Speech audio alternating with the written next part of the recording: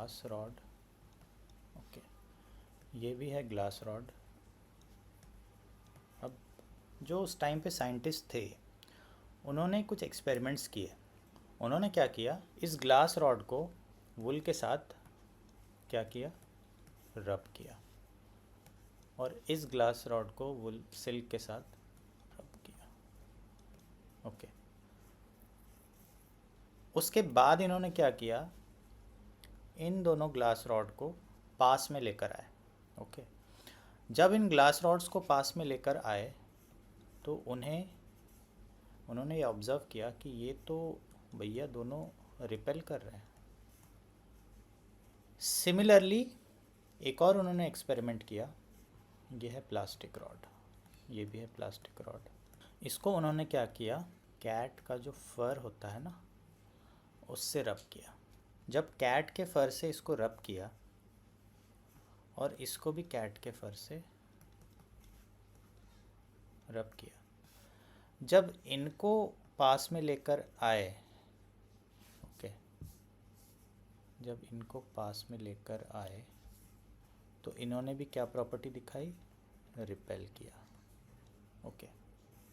तो इन दो एक्सपेरिमेंट से ये तो समझ में आ गया कि भैया कुछ तो हो रहा है इन दोनों के बीच, मतलब कुछ ऐसा हो रहा है फेनोमेना जिससे इन दोनों को, जब ग्लास रॉड को as well as plastic rod दोनों को जब हम पास लेकर आते हैं तो ये रिपेल कर रहे हैं, राइट, ये रॉड्स रिपेल कर रहे हैं, ओके। तो उनको ये तो समझ में आ गया कि जो भी इस पे चार्जेस होंगे those charges has to be similar. तो इस पे, इस वाले पे और इस वाले पे, इन दोनों पे सिमिलर चार्जेस होंगे, राइट। इस वाले पे और इस वाले पे भी सिमिलर चार्जेस होंगे। मतलब मैं ये नहीं बोल रहा हूँ कि प्लास्टिक रॉड और इनका ग्लास रॉड का सिमिलर चार्जेस होगा, नो, इन दोनों ग्लास रॉड का सिमिलर होगा और इन दोनों प्लास्टिक रॉड का सिमिलर होगा, राइट। ये तो कंफर्म है क्योंकि ये रिपेल कर रहे हैं दोनों, ओके। फिर इन्होंने क्या किया, प्लास्टिक रॉड यही प्लास्टिक रॉड को किसके साथ टच करने की कोशिश की, ग्लास रॉड के साथ टच करने की कोशिश की। तो इनका क्या रिएक्शन था, ये अट्रैक्ट कर रहे थे, ये दोनों प्लास्टिक रॉड और ग्लास रॉड अट्रैक्ट कर रहे थे। सिमिलरली जब कैट फर को वुल के साथ किया तो ये भी अट्रैक्ट कर रहे थे, ओके, ये भी अट्रैक्ट कर रहे थे, ऑलराइट। तो बाय कन्वेंशन इन्होंने बोला कि अच्छा, उसके बाद अट्रैक्ट करने के बाद जब इनको टच किया, तो ये क्या हो गए, ये न्यूट्रलाइज हो गए। इसका मतलब कुछ तो ऐसा था ग्लास रॉड में और कुछ तो ऐसा था प्लास्टिक रॉड में जिनके क्लोज आने की वजह से ये दोनों डिस्चार्ज हो गए। जो पहले चार्ज थे वो अब डिस्चार्ज हो गए। और ये एक्सपेरिमेंट करने के बाद इन्होंने नाम दिया, ये चार्जेस जो न्यूट्रलाइज हो रहे हैं ये डेफिनेटली अपोजिट चार्जेस होंगे, राइट। तो एक को उन्होंने दिया नेगेटिव और एक को दिया पॉजिटिव, क्योंकि ये दोनों मिलके ज़ीरो हो रहे थे, राइट। तो कोई भी दो क्वांटिटी अगर मिल रही है और वो ज़ीरो हो रही है, इसका मतलब उन्होंने ये कन्वेंशन दिया कि अच्छा, एक नेगेटिव हो सकता है चार्ज और एक पॉजिटिव हो सकता है। इन्होंने कन्वेंशन दे दिया। वहाँ से थ्योरी बनी कि electric charge comes in two types, okay, one has to be positive charge, the other has to be negative charge. तो कन्वेंशन इस तरीके से दे कि object become charged when they gain और लूज इलेक्ट्रॉन्स। मतलब जब भी कोई बॉडी किसी बॉडी पे रब होगी, कुछ ऐसा फेनोमेना उनमें दिखाई देगा कुछ ऐसा फेनोमेना अकर होगा जिससे एक बॉडी लूज़ करेगी इलेक्ट्रॉन और एक बॉडी गेन करेगी। तो कन्वेंशन इस तरीके से दिया कि जो बॉडी लूज़ करेगी इलेक्ट्रॉन उस पर पॉजिटिव चार्ज आएगा और जो बॉडी गेन करेगी इलेक्ट्रॉन उस पर नेगेटिव चार्ज आएगा। तो आपको समझ में आ गई बात कि इस तरीके से कन्वेंशन दिया गया। ओके, अब गोल्ड लीफ इलेक्ट्रोस्कोप क्या है समझते हैं। सो यहाँ पे क्या है, एक चेम्बर है जिसके अंदर जो है एक रॉड है, मेटल रॉड बोल सकते हो आप। इसमें यहाँ पे रबर लगा हुआ है। रबर इसलिए लगाया है कि क्योंकि ये नॉन कंडक्टर है। तो इस नॉब पे, मेटल नॉब पे कोई एक एक्सटर्नल एलिमेंट जो चार्ज्ड है, हो सकता है ये पॉजिटिव चार्ज हो सकता है ये नेगेटिव चार्ज हो। ये चार्ज्ड एलिमेंट जो है इस पर हम टच करेंगे।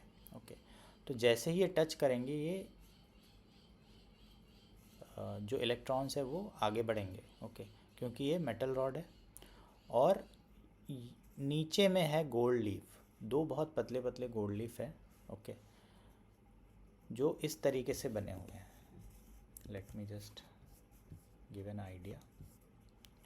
गोल्ड लीफ जो है इस तरीके से हैं, वी शेप में रखे हुए हैं और this is metal rod. Okay, this is metal rod और ये चेम्बर है। तो जैसे ही चार्जेस यहाँ आगे बढ़ेंगे इस पॉइंट पे ये इक्वली डिस्ट्रीब्यूट हो जाएंगे चार्जेस। और गोल्ड बहुत ही अच्छा conductor of charges, good conductor of electricity माना जाता है। तो जैसे ही इलेक्ट्रॉन्स इस जगह पर आएंगे ये इक्वली डिस्ट्रीब्यूट हो जाएंगे दोनों गोल्ड लीफ पे। ओके, तो ये जो गोल्ड लीफ होगा, इंडिविजुअल गोल्ड लीफ होगा, ये दोनों जो हैं ये सेम चार्जेस वाले, ये सेम चार्जेस होल्ड करेंगे, राइट, क्योंकि चार्ज यहीं से आया और डिस्ट्रीब्यूट हुआ है। जब इन पे चार्ज आ जाएगा तो ये क्या करेंगे, ये एक दूसरे को रिपेल करेंगे। ये क्या करेंगे, एक दूसरे को रिपेल करेंगे। क्यों रिपेल करेंगे? Because like charges repel each other. Okay, like charges repel each other. और इनके डिफ्लेक्शन के मैग्नीट्यूड को मेजर करके ये निकाला जाएगा कि भैया कितना मैग्नीट्यूड ऑफ चार्ज था initially. Okay, so this was a simple experiment. बहुत ही प्रॉपर साइंटिफिकली प्रूवन नहीं था, बट उस टाइम पे काफ़ी चलन में था। Okay,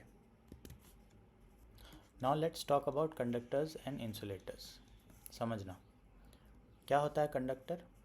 So those substances that allow electricity to pass through them are called as conductors. और ऐसे substances या materials जिससे इलेक्ट्रिसिटी पास नहीं हो सकती, those are called as insulators.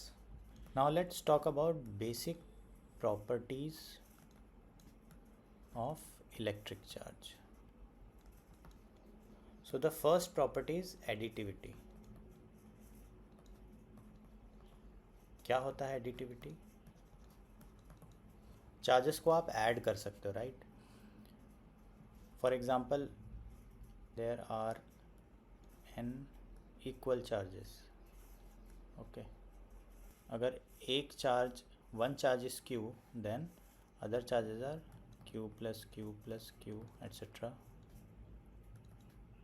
तो n इंटू q, मतलब आप सारे चार्जेस को ऐड कर सकते हो। अगर कहीं पे +2q है और कहीं पे -2q है, इन दोनों को आप ऐड कर सकते हो। ओके, तो नेट चार्ज जो है वो ज़ीरो हो जाएगा, मतलब किसी एक पर्टिकुलर बॉडी में अगर है तो। ओके, सो किसी बॉडी का अगर हमें चार्ज निकालना है, इस बॉडी में क्या चार्ज है, फॉर एग्ज़ाम्पल इस पॉइंट पे -3q है और इस टाइम पे -4q है और इस टाइम पे +7q है। सो total charge of this system has to be, total charge of the system is 0, right। तो इस तरीके से आप ऐड कर सकते हो। ओके,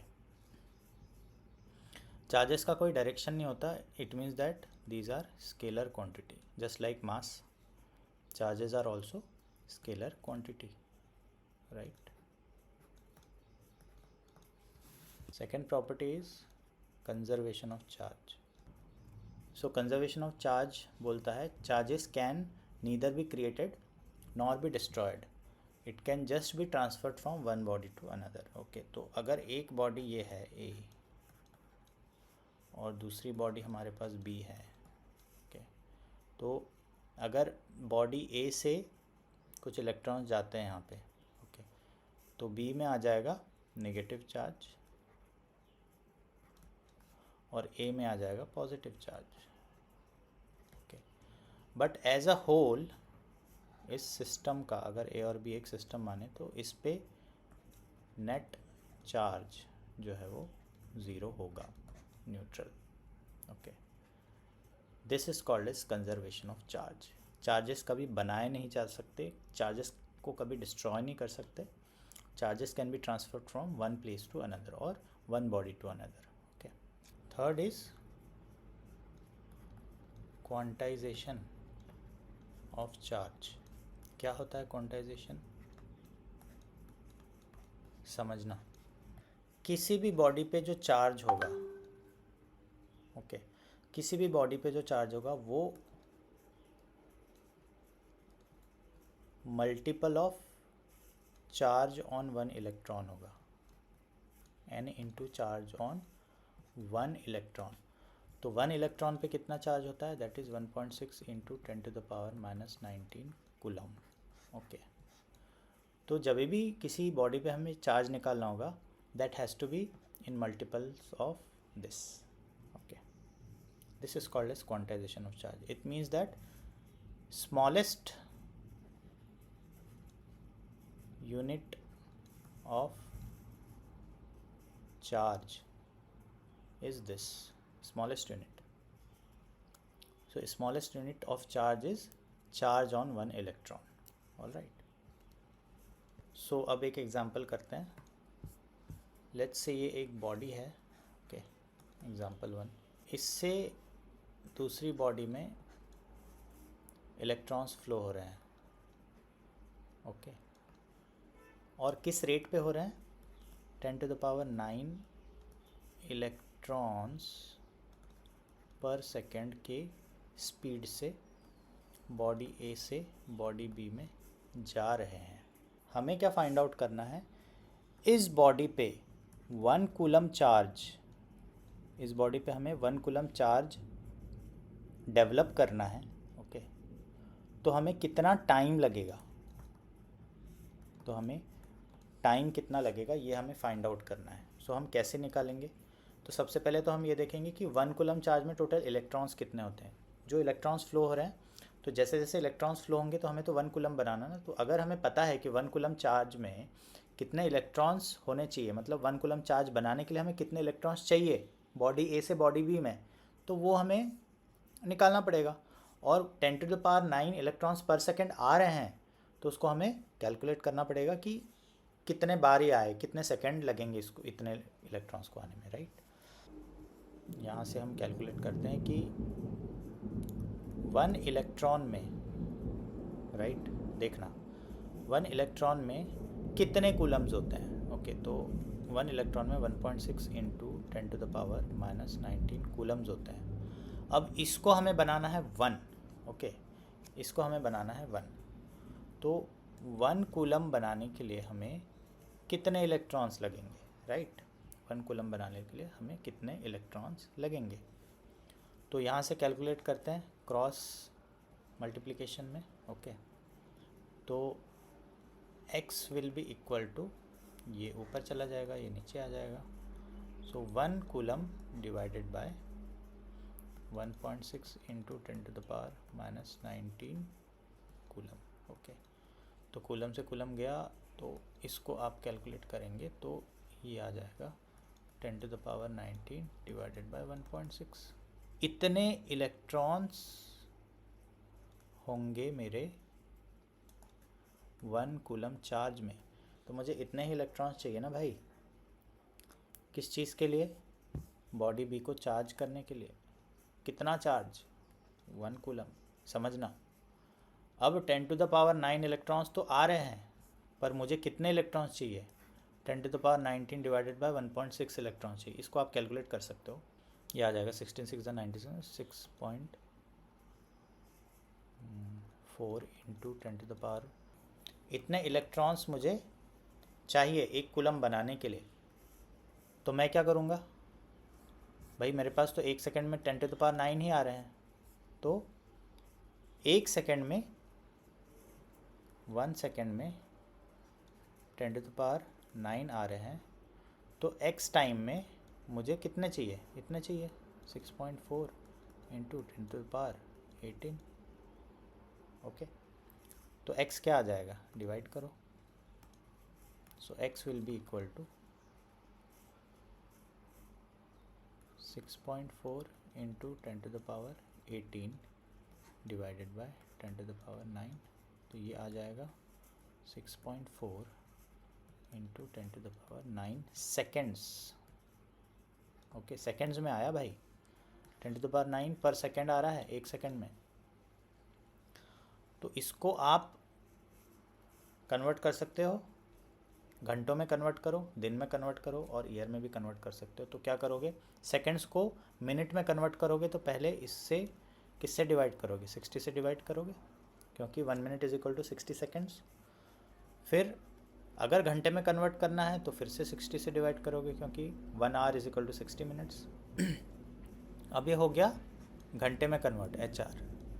तो अब ये घंटे को अगर दिन में कन्वर्ट करना है तो 24 से डिवाइड करना पड़ेगा, राइट।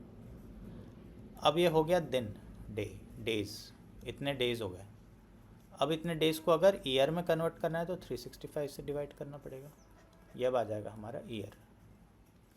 तो अब आप कैलकुलेट करिए कितना हो रहा है, 6.4 इंटू 10⁻9, तो ये अप्रॉक्सीमेटली 198 ईयर्स आता है।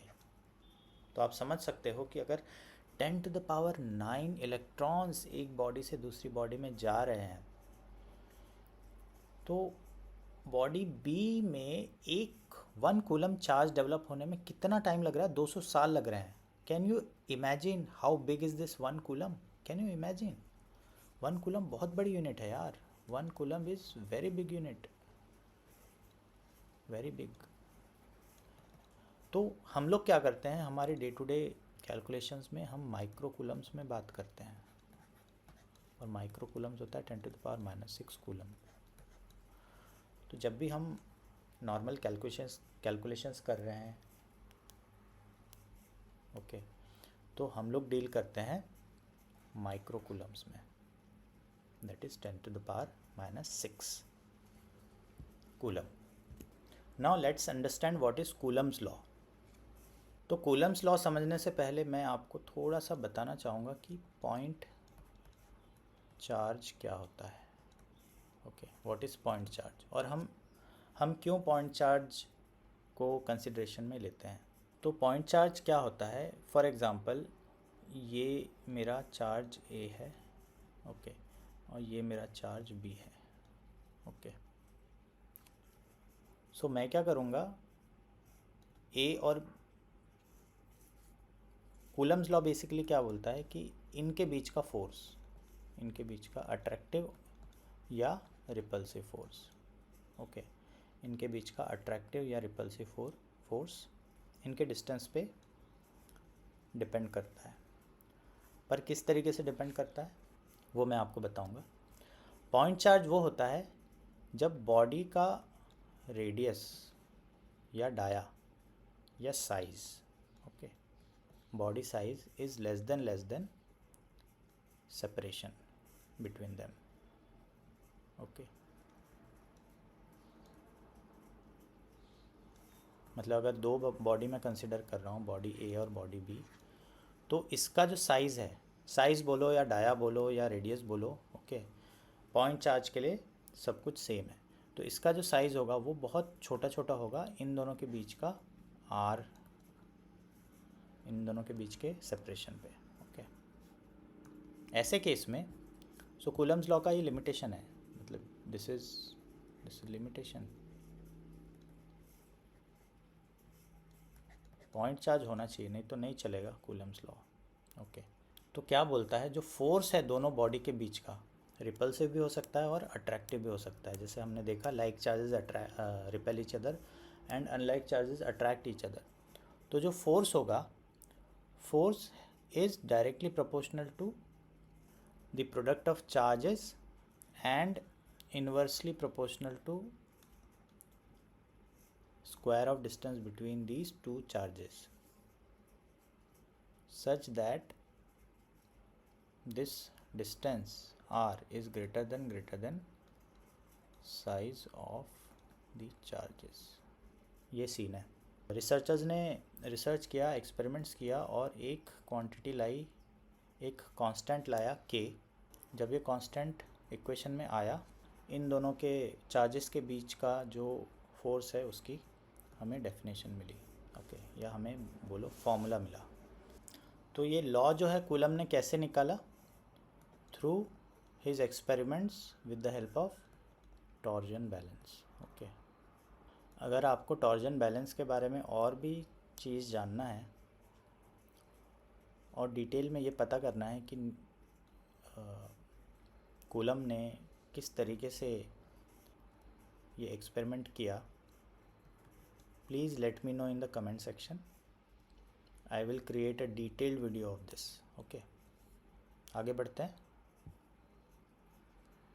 तो ये हमारे पास इक्वेशन आ गई जिसमें k की वैल्यू है 1/4 pi epsilon not. And what is epsilon not? It is permittivity of free space। Okay, मतलब क्या होता है परमिटिविटी ऑफ फ्री स्पेस? इसका मतलब दो बॉडी जो बीच का जो मीडियम है वो उसको कितना फ्री छोड़ता है, राइट, परमिट करता है। Okay, so it depends on medium vacuum है या एयर है या वाटर है, राइट। तो अगर मीडियम चेंज होता है तो इनके बीच का जो इलेक्ट्रोस्टैटिक अट्रैक्शन या रिपल्जन है वो भी चेंज होगा। ओके, इसकी वैल्यू जो आकी गई k is equal to 9 into 10⁹ newton metre square पर कूलम स्क्वायर, k की value.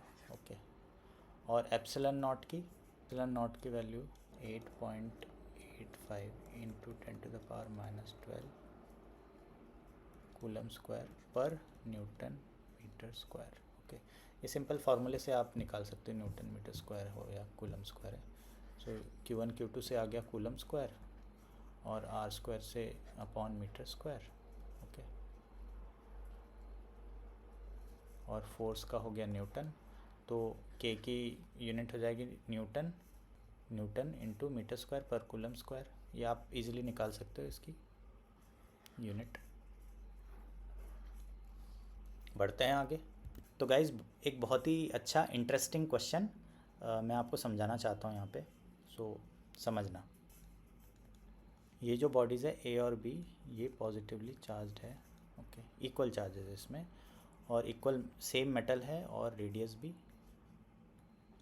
Okay, this is same material. इनके बीच का जो डिस्टेंस है दैट इज़, मैं क्या करता हूँ, एक स्फीयर C और D लेकर आता हूँ जिसमें radius of C is equal to radius of B and radius of D is equal to radius of A है। इसमें भी जो है सेम मटेरियल है। क्या होता है समझना, इनको मैं क्या करता हूँ, इसके पास लेकर जाके एक बार टच कर देता हूँ, इसको भी एक बार टच कर देता हूँ। टच करने के बाद वापस इस पोजीशन पे ले आता हूँ, वापस इसको इस पोजीशन पे ले आता हूँ। उसके बाद थर्ड एक्शन में ये लेता हूँ कि इस वाले स्फीयर को मैं इस डायरेक्शन में मूव करता हूँ और लेकर आता हूँ मैं इस जगह पे। ओके, तो दिस इज़ केस 1 और मेरा केस 2 हो जाएगा। बॉडी यहाँ है और ये हाफ में r/2 हो गया है इसका। ये बॉडीज़ अब चली गई है, मतलब इनको हटा दो, ये बॉडी चली गई है। ओके, ये बॉडी को मैंने, इस बॉडी को मैंने यहाँ पर लेकर आ गया बीच में। Okay, so this is B and this is A, same ये दोनों ए बी। अगर केस 1 में मेरा फोर्स ऑफ अट्रैक्शन F1 था और केस 2 में मेरा फोर्स ऑफ अट्रैक्शन F2 है, तो मुझे आप बताइए F1 डिवाइडेड बाय F2 क्या होगा। प्लीज़ सॉल्व करके बताइए F1 डिवाइडेड बाय F2 क्या होगा। थोड़ी देर के लिए वीडियो पॉज करिए और ट्राई करिए। So let's solve the question. F1 हमारा क्या होगा, let us talk about F1। F1 मेरा ये होगा कि मैं इसको चार्ज दे देता हूँ Q, इन दोनों को चार्ज दे देता हूँ Q। ओके, K Q और इसको दे देता हूँ Q डैश। ओके, तो Q dash divided by capital R square, ये मेरा फोर्स होगा। ओके, अब मैं क्या कर रहा हूँ, जो बॉडी को मैंने टच किया है ना, तो उसमें क्या हुआ, जब बॉडी को मैंने, उन दो बॉडीज़ को मैंने टच किया और ये सेम मटेरियल था और सेम रेडियस की बॉडीज़ को टच किया, तो क्या हुआ, चार्जेस का रीडिस्ट्रीब्यूशन हुआ। और अब बॉडी ए में चार्ज हो गया Q डैश बाय 2 और बॉडी सी में चार्ज हो गया Q डैश बाय 2। क्यों हो गया ये, क्योंकि इक्वल रेडियस था, सेम मटेरियल था। जब आपने अनचार्ज बॉडी को चार्ज बॉडी से टच किया तो ये डेफिनेटली इसका आधा पूरा चार्ज यहाँ चला जाएगा। सिमिलरली ए को जब हमने डी से किया, दोनों का रेडियस सेम था, सेम मटेरियल था, तो इसका भी जो चार्ज है ये हो जाएगा Q बाय 2 और ये हो जाएगा Q dash by 2, right.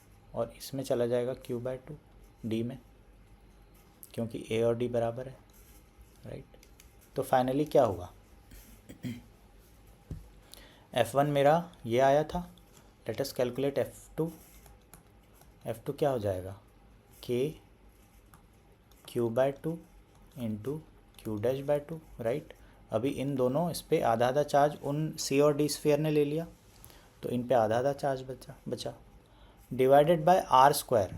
R मेरा क्या था, R पहले कैपिटल R था और इधर R हो गया R बाय 2, तो ये मेरा हो गया R बाय 2 का होल स्क्वायर। इसको जब सॉल्व करेंगे तो F2 मेरा क्या आएगा, K Q dash upon R square ही आएगा। ये इसका जो 1/4 है और इसका जो 1/4 है ये कट गया। इसका मतलब क्या हुआ, F1 डिवाइडेड बाय F2 क्या हुआ, दिस इज़ इक्वल टू 1। मतलब F1 और F2 जो फोर्स हैं वो सेम ही रहेंगे। क्यों, क्योंकि चार्जेस जब आधे आधे हो गए पर डिस्टेंस भी डिक्रीज़ हुआ हाफ। ओके, सो यहाँ से आप समझ सकते हैं कि चार्जेस, जो फोर्स है किसी दो चार्ज पार्टिकल पे, force entirely depends on R as well as charge on the body. Okay, so this was just an introduction part from electrostatics chapter. Okay, electric fields and potential, or you can say electric charges and field. Okay, ये अलग अलग book में आपको अलग अलग chapter के नाम मिलते हैं। Okay, so don't get confused and practice करते रहिए और बने रहिए। Thank you.